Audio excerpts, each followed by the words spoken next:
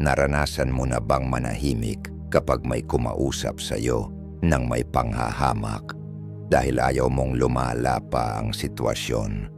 Naranasan mo na bang ngumiti sa labas habang sa loob mo ay parang may nababasag? Hindi ka mahina dahil ganon ang naramdaman mo. Hindi ka baliw dahil nais mong igalang. Ang totoo, pagod ka lang. Pagod kang magpaliwanag sa mga taong hindi naman nakikinig. Pagod kang subukang magustuhan ng isang taong hindi ka naman pinahahalagahan. Pagod kang ipaliwanag ang buhay mo sa mga taong ang gusto lang ay husgahan ka. At oo, maaring hindi mo sinasabi pero hindi mo na kaya. Nasa hangganan ka na pero may oras ka pa. Ang bidyong ito ay para sa iyo. Ngayon, hindi natin pag-uusapan ang paghihiganti o pakikipagbanggaan. Pag-uusapan natin ang mas malalim, mas matapang, ang pagsasarili, paggalang sa sarili, at emosyonal na kalayaan. Dahil walang mas makapangyarihan kaysa sa taong marunong manatiling payapa kahit sinasadya siyang guluhin ng iba. Sa pamamagitan ng karunungan ng mga Stoic, nila Marcus Aurelius, Seneca, at Epictetus, ituturo ko sa iyo ang 6 na praktikal at makapangyarihang paraan para harapin ang mga taong hindi gumagalang sa iyo nang hindi mo kailangang isuko ang iyong katahimikan, ang iyong dignidad o ang iyong paggalang sa sarili. Ihanda mong huwag gumanti ng dahas, kundi tumugon gamit ang lakas, kontrol sa sarili at emosyonal na katalinuhan. Dahil ang respeto ay hindi hinihingi, ito ay isinasabuhay. Kapag tumigil tayong magmakaawa ng respeto mula sa iba, nagsisimula nating itayo ito sa loob natin at doon isinilang ang tunay na kapangyarihan. Kung minsan mo nang naramdaman na hindi pinapakinggan ang boses mo, na binabaliwala ang presensya mo o na hindi pinapansin ang dignidad mo, ito ang sandali mo. Ngayon, maaari mong simulan muling kunin ang lugar mo. Hindi sa pagsigaw, hindi sa pakikipaglaban at hindi sa paghingi ng pahintulot, kundi mula sa katahimikan, ngunit may lakas, mula sa kapayapaan, ngunit may malinaw na layunin. Isulat sa mga komento, hindi ko kailangang sumigaw para patunayan ang halaga ko. Ako ay isang Stoic. Gawin mong ito ang iyong tahimik, ngunit makapangyarihang deklarasyon, ang iyong pagpapatibay bilang isang Stoic. Dahil kapag natutunan mong igalang ang sarili mo sa katahimikan, hindi mo na kailanman kailangang hintayin pa ang iba para gawin ito para sa iyo. Magsimula tayo sa unang aral. Unang aral, ang kontrol sa emosyon, ang iyong pinakamalakas na kapangyarihan. Ang apoy na pinakamaliwanag ay hindi maingay. Nagbibigay liwanag lamang ito. Naranasan mo na yan, hindi ba? Yung biglaang kurot sa dibdib kapag may nagsabi ng salita na puno ng pangalipusta. Yung mapangmataas na tingin na nagpapaliit sa'yo. Yung pangasar na kunwaring biro lang. Nagtitigas ang katawan mo, bumibilis ang paghinga mo, at parang sumisigaw ang buong pagkatao mo para gumanti, sumagot, magreklamo, magsalita ng masakit para maibalik ang dignidad mo. Pero doon mismo, sa mismong sandaling yon, maraming tao ang natatalo. Isipin mong isa kang malalim, kalmadong lawa na hindi naaabot ng kaguluhan. May magtatapo ng bato at magkakaroon ng alon, pero hindi nito binabago ang esensya mo. Hindi ka nagiging putik, nagagalaw lang ang ibabaw mo. Ganyan ang tunggalian. Ang taong naghagis ng bato ay hindi naghahanap ng kapayapaan mo, kundi ng reaksyon mo. Gusto nilang makita kang balisa, galit, hindi mapakali. Dahil kapag sumagot ka ng padalos-dalos, hindi ka na ang lawa, isa ka na lang tubig na tumalsik kung saan-saan. Lahat tayo pamilyar sa eksenang yan. May sumingit sa iyo sa daan at sinigawan ka pa. May katrabaho kang nilait ang pagsusumikap mo sa harap ng iba. May kamag-anak kang paulit-ulit kang sinasaling sa mapanuyang biro. At ikaw, na gustong manatiling kalmado, pipigilan mong magsalita. Pero sa loob mo, kumukulo ang galit, panghihina at pagnanais na magtakda ng hangganan. Pero paano kung sabihin ko sa iyo na ang pagpipigil na yon ay hindi kahinaan, kundi karunungan sa gawa? Isinulat ni Marcus Aurelius ang ideyang ito nang may matinding linaw. Ang taong nagagalit sa mga bagay sa labas ay ibinibigay ang kapangyarihan niya sa iba. At ano ang pagkawala ng sarili? Ito ang pagkaalipin sa sariling bukso ng damdamin. Ito ang pagbibigay sa isang estranghero ng kontrol sa isip mo, sa emosyon mo, sa buong araw mo. Papayag ka ba? Ang kontrol sa emosyon ay hindi pagsikil. Ito ay paghinto. Ito ay pagbibigay ng puwang sa pagitan ng pananakit at tugon. Ito ay paghinga at pagpapaalala sa sarili. Hindi ko kailangang gumanti. May kapangyarihan akong pumili. Dahil sa sandaling yon ng katahimikan bago ka sumagot, doon nagsisimula ang tunay mong kalayaan. At kapag pinili mong tumugon nang hindi sumisigaw, nang hindi bumibigay, nang hindi nagigiba sa loob, nasa itaas ka ng pag-atake. Hindi ito tungkol sa pagsawalang bahala sa nararamdaman mo. Oo, nararamdaman mo ang galit, pagkadismaya, lungkot. Normal yan. Tao tayo. Pero itinuturo ng Stoicism na hindi kailangang automatikong maging kilos ang bawat damdamin. Hindi mo kailangang gumanti ng apoy sa apoy. Maaari kang tumugon ng tubig o mas mabuti pa ng presensya. Ang kontrol sa damdamin ay hindi pagiging bato na walang nararamdaman. Ito ay hindi pagpapadala sa emosyon na parang bagyong walang direksyon. Sa madaling salita, ngayon, ako ang pipili. Ngayon, hindi ako magmamakaawa. Ngayon, hindi ko lalaruin ang laro nila. Kapag pinili mong huwag agad tumugon, hindi ka natatalo. Sa halip, may mas mahalaga kang napapanalunan. Ang kapayapaan mo, ang dignidad mo, ang lakas mo, pinoprotektahan mo ang layunin mo, ang mga pangarap mo, ang katatagan mo. Inuuna mo ang sarili mong buhay kaysa sa ingay ng iba. At ang katahimikang yan, na halos hindi mapansin ng mundo sa labas, ay isang rebolusyong panloob. Isa itong pagkilos na humuhubog sa gawi ng pagpipigil, nagpapalakas ng tiwala sa sarili, at nagpapanday ng katatagan na kayang tumindig sa gitna ng pinakamalalakas na unos. Kaya sa susunod na subukan kang asarin, galitin o hilahin pababa, alalahanin mo ito, hindi lahat ng nakakainis ay dapat sinasagot. Hindi lahat ng sumisigaw ay dapat pinapakinggan. At hindi lahat ng nananakit ay dapat mo ring sugatan. Ang tunay na respeto ay hindi hinihingi, kundi ibinubuga. At ang tunay na lakas ay hindi isinisigaw, kundi ibinubulong ng katahimikan. Ang katahimikang nagmumula sa taong alam na hindi niya kailangang manalo dahil matagal na siyang panatag sa sarili niya. Huminga, huminto, pumili. Yan ang iyong superpower. At sa bawat paggamit mo nito, kinukuha mo muli ang isang bagay na walang sinuman ang makakakuha mula sa iyo. Ang iyong kontrol sa sarili, ang iyong sentro, ang iyong kalayaan. Ikalawang aral, ang tahimik na tingin. Hindi mo kailangang sumigaw para igalang. Minsan, ang katahimikan ang pinakamalakas na sigaw ng kaluluwa. May mga sandali na pakiramdam mo'y nasabi mo na ang lahat. Sinubukan mo nang ipaliwanag ang panig mo, ipagtanggol ang landas mo, at pahupain ang tensyon gamit ang mga salita. Pero walang nagbabago. Patuloy pa rin ang kabilang panig sa pagtulak, pang-aasar at pangmamaliit. Tinitingnan kanila, hinihintay ang pagbagsak mo.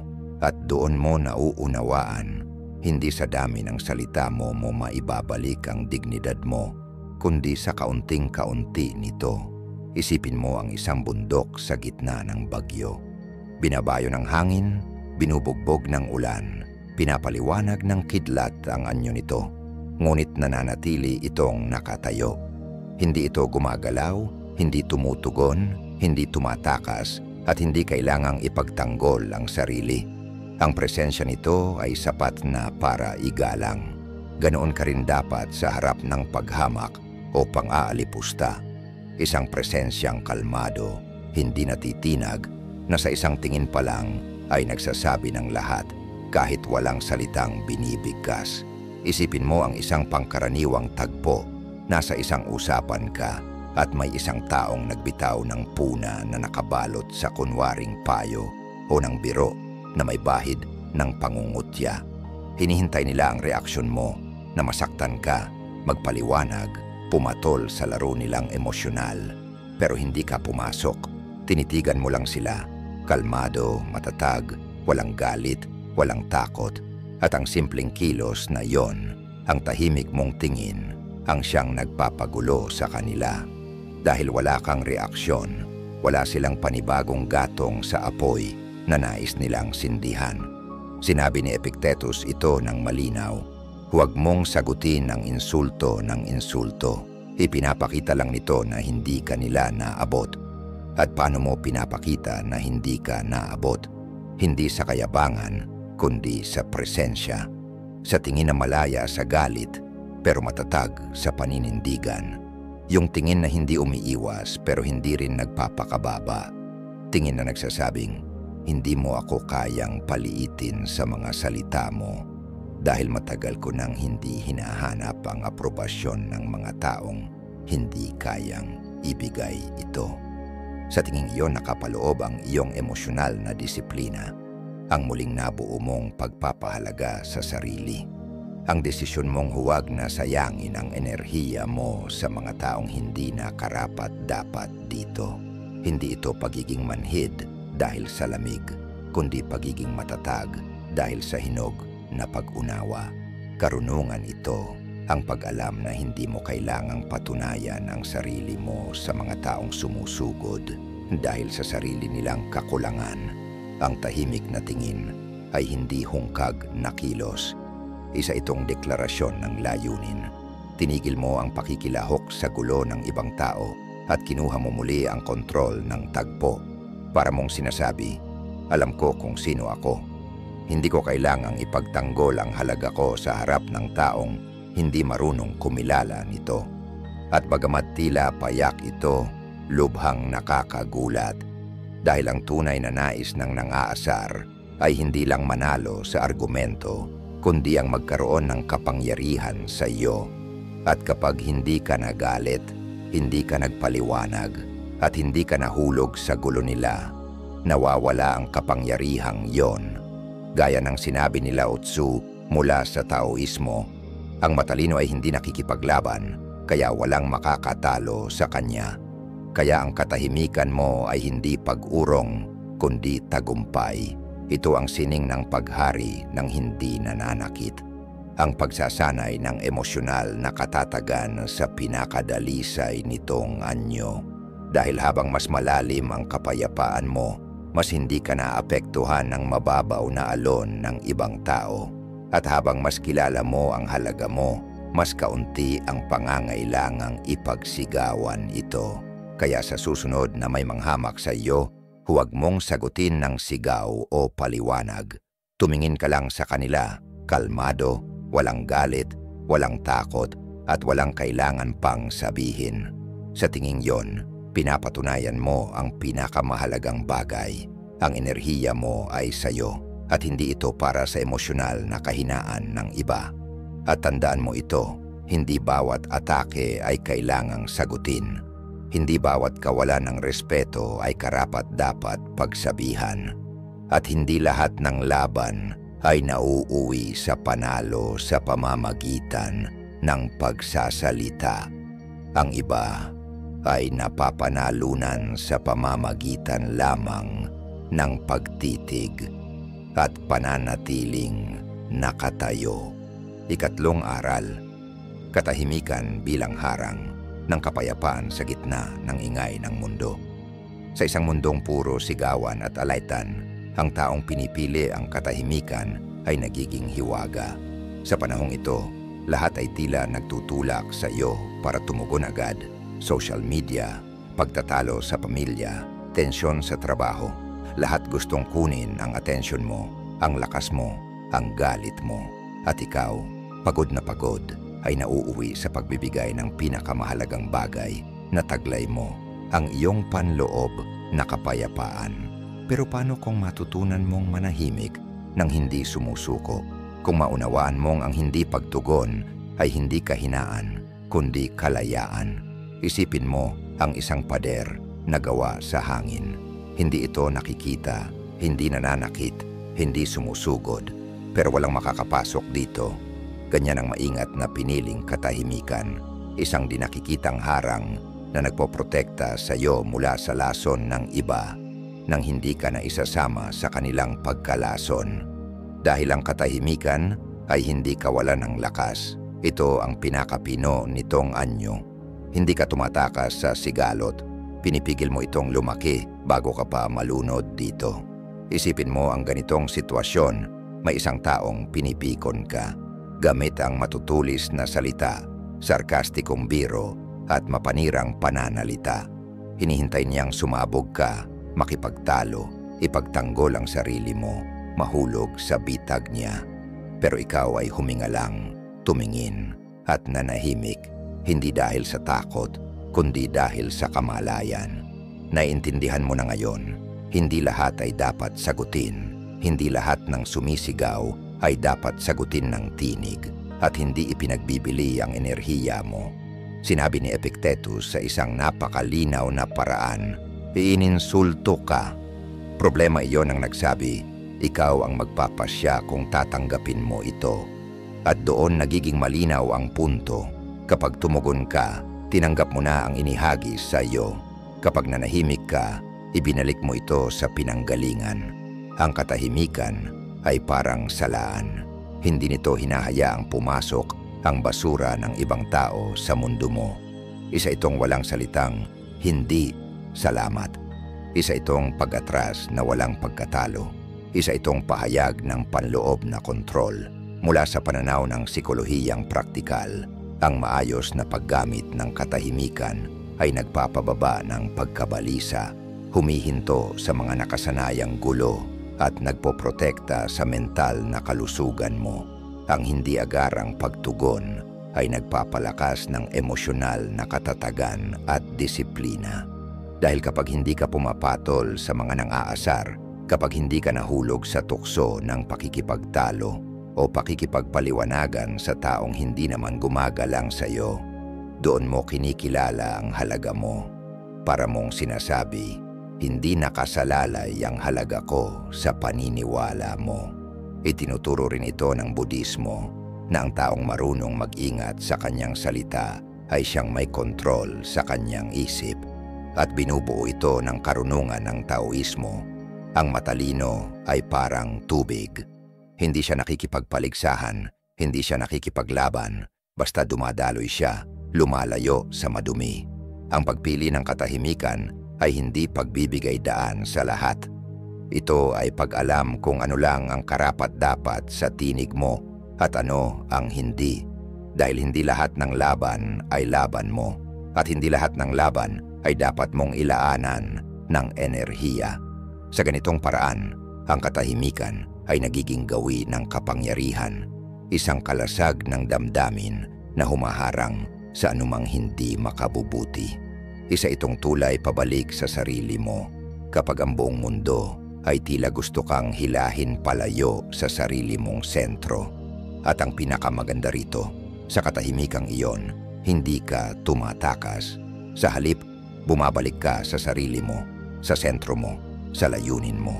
Kaya sa susunod na may sumubok na hilahin ka pababa sa gulo ng damdamin, alalahanin mo ito. Ang katahimikan ay hindi kahinaan. Ito ay karunungan. Hindi mo tinatalo ang kaaway sa pagtatalo. Tinatamo mo ang kapayapaan at hindi ka umiiwas. Pinipili mo lang huwag buksan ang pinto ng kaguluhan. Gawin mong kanlungan ang katahimikan. Gawin mo itong hangganan mo. Gawin mo itong tahimik na pahayag ng lakas mo. Dahil minsan, ang katahimikan ang pinakadakilang anyo ng pagmamahal sa sarili. At ang taong marunong manahimik sa harap ng kaguluhan, nasabi na niya ang pinakamahalagang bagay, ako ang may hawak ng sarili ko. Dito na nagtatapos ang kapangyarihan mo sa akin. Ika-4 na aral. Hindi kailangan ang buhay mo ang aprobasyon ng iba. May isang uri ng pagkapagod na hindi natin agad napapansin. Pero unti-unti tayong inuubos ang palagiang pagbibigay linaw sa buhay natin. Paulit-ulit na pagpapaliwanag kung bakit ganito ang mga desisyon natin, ang mga layunin, ang mga pananahimik, ang mga pagbabago. Bakit ka nakipaghiwalay? Bakit hindi ka sumama? Bakit ikaw lang ang pumili ng ganyang landas, ng ganyang routine, ng ganitong paraan ng paghilom? At sa huli, pagkatapos ng napakaraming paliwanag, ang tanong, kapayapaan ba ang naramdaman mo? O mas lalo ka lang nabaon sa pagdududa? Isipin mong may dala kang maletang puno ng mga mapa. Sa tuwing may magtatanong kung bakit ka papunta sa Hilaga, bubuksan mo ang maleta, hahanapin ang mapa at ipapaliwanag ang ruta mo. Pero walang tunay na nakikinig. Naghihintay lang silang makahanap ng butas para sabihin sa "yung mali ka" na dapat kang pumunta sa timog o manatili na lang sa kung nasaan ka. Bawat paliwanag ay pabigat. Bawat mapang ibinubuka sa isang panibagong insekuridad at darating ang araw na mapagtatanto mong wala nang ibang dapat magdikta ng kompas mo kundi ikaw. Karaniwan itong eksena kaysa inaakala mo. Nasa isang salo-salo ka sa pamilya at may magsasabing nagbago ka raw. Hindi ka na raw kasing bukas, hindi ka na raw gaya ng dati, mas malambot, mas masunurin. O sa trabaho, may magtatampo dahil hindi ka na sumasama sa tsismisan o ang mga kaibigan mo'y nagrereklamo sa tila paglayo mo. Pero ang hindi nila alam ay kung gaano kahirap piliin ang pagbabago. Nasa likod ng bagong bersyon ng sarili mo ay mga gabing puno ng pag-aalala, mga taong pinasa ng emosyonal na sakit, labanan laban sa katamaran, maliliit na hakbang patungo sa tiwala sa sarili, at ang matibay na desisyong simulan ang paghilom. Sinabi ni Seneca ang isang katotohanang matalim pa rin hanggang ngayon. Mas mahalaga kung ano ang iniisip mo sa sarili mo kaysa sa iniisip ng iba tungkol sa iyo. At kapag inangkin mo ito sa buhay mo, maunawaan mong ang labis na pagpapaliwanag sa ginagawa mo ay madalas paraan para makuha ang aprobasyon ng iba sa kabila ng pagdududa mo sa sarili. Pero kung may tiwala ka, kung alam mo kung bakit mo ginagawa ang ginagawa mo, bakit ka pa hihingi ng pahintulot? Sa pananaw ng psikolohiyang praktikal at personal na pag-unlad, ang ganitong ugali ay tinatawag na emotional dependency, ang pag-asa sa labas para sa kumpirmasyon ng loob. At hanggat nakatali ka sa opinyon ng iba, mananatiling marupok ang mga pangarap mo. Mabilis madudurog ang mga gawi mo kapag may bumatikos. At ang layunin mo'y malalanta sa bawat pagkakataong hindi ito maunawaan ng iba. Nagsisimula ang kalayaan sa sandaling matuto kang sabihin, hindi ko kailangan ng pagsang-ayon mo, kailangan ko lang maging totoo sa sarili ko. Mula sa Taoismo, sinabi ni Lao Tzu nang may malalim na karunungan, ang nakakakilala sa sarili ay matalino, ang tumatanggap sa sarili ay hindi matitinag. At ang pagtanggap sa landas mo nang hindi kailangan ipaliwanag sa lahat ay ang pinakadalisay na anyo ng paggalang sa sarili. Dahil hindi lahat karapat-dapat sa susi ng pinakapersonal mong bahagi. Hindi lahat may sapat na hinog na pag-iisip para maunawaan ang pag-unlad mo. At hindi mo kailangan ng lubos na pagkaunawa ng iba para patuloy kang maglakad. Dahil sa loob mo ay may kompas na mas matalino kaysa anumang opinyong mula sa labas. At kung pipiliin mong sundan ito, kahit may takot, pinipili mong mamuhay sa katapatan, hindi sa pahintulot. Ikalimang aral, hindi lahat karapat-dapat manatili sa buhay mo. May mga sugat na hindi nakikita sa balat, pero patuloy na dumudugo sa kaluluwa. At madalas ang mga sugat na ito ay hindi galing sa kaaway. Galing sila sa mga taong tinatawag mong kaibigan, pamilya, o minamahal, mga taong may ngiti sa labi habang binibitawan ang mga salitang nananakit, mga taong ginagawang biro ang panlalait, ginagawang ugali ang panlalamig, at ginagawang paraan ng koneksyon ang panghuhusga. At ikaw, dahil sa nakasanayan, takot, o maling pag-unawa sa katapatan, nananatili ka, tinitiis mo, kinakaya mo, hanggang sa dumating ang araw na hindi mo na kaya. Isipin mong ang buhay mo ay isang bahay. Ikaw ang may-ari ng bahay na yan, tagapangalaga ng katahimikan at liwanag nito. Pero paminsan-minsan binubuksan mo ang pinto para sa mga taong pumapasok nang hindi man lang pinupunasan ang putik sa kanilang sapatos. Ginugulo nila ang paligid, pinapatay ang musika, binabago ang mga larawan sa dingding. At ikaw, imbes na palayasin sila, ikaw pa ang naglilinis ng kalat nila.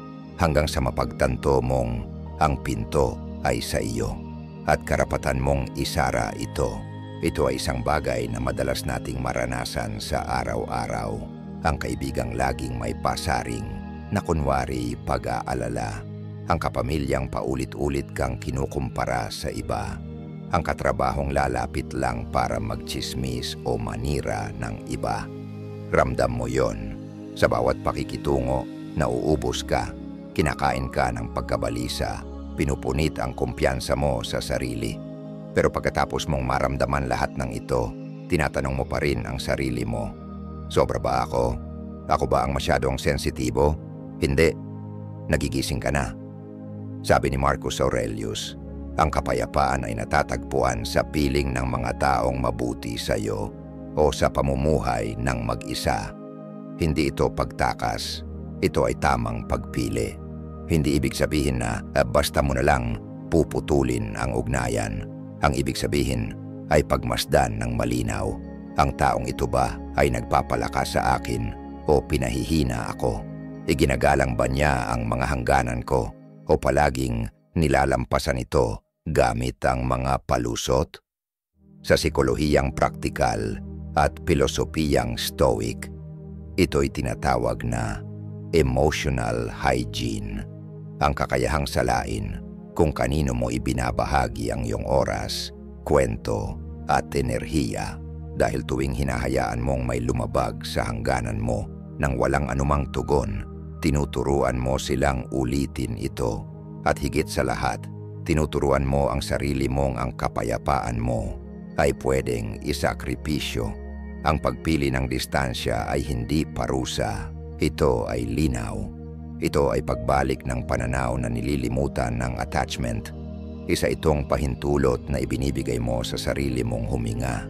Nang hindi kailangang humingi ng paumanhin, ang pagtatanggol sa kapayapaan mo ay hindi pagiging makasarili. Ito ay kaligtasang emosyonal. At kung may mag-akusa sa iyo ng pagiging malamig dahil pinili mong lumayo, tandaan mo ito, ang pagiging malamig ay hindi ang pananahimik. Ang pagiging malamig ay ang pananatili sa lugar kung saan unti-unti kang namamatay. Ikaw ang pipili, mamulaklak o malanta. At walang sino man ang may karapatang gawin ang pagpiling yan para sa'yo. Kaya gawin mo ito nang walang guilt. Lumayo sa mga taong hindi nirerespeto ang tunay mong pagkatao.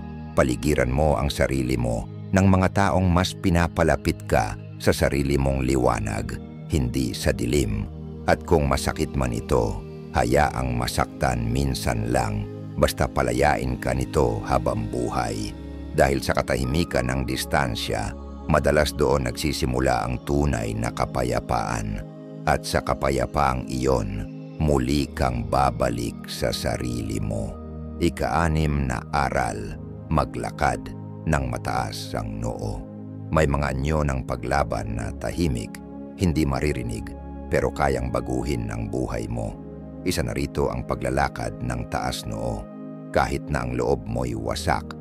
Dahil ang mundo, lalo na ang mga hindi marunong rumespeto, ay inaasahang makita kang nakayuko, tila may kasalanan at walang kumpiyansa sa sarili. Gusto nilang makita kang nagpapaliwanag kung bakit ka naging ikaw.